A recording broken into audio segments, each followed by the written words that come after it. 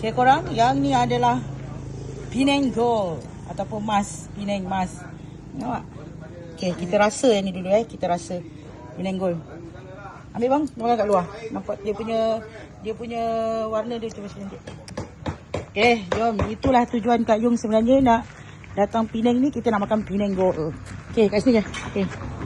Penang Gold. Okay, sekejap. Rasa dulu. Bismillahirrahmanirrahim. Ya Allah, warna dia korang. Tak tahu macam mana nak makan. Okay. Bismillahirrahmanirrahim. Makan bang. Bismillahirrahmanirrahim.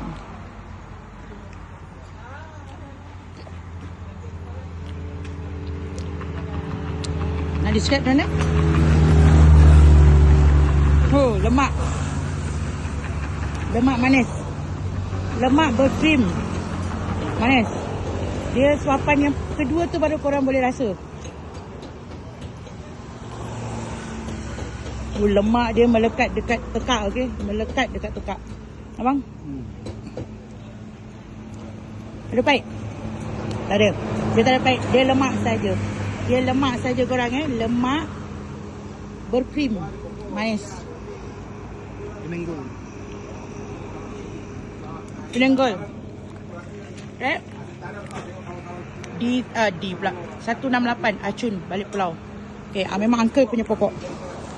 Kita nak cari anak benih sekarang ni.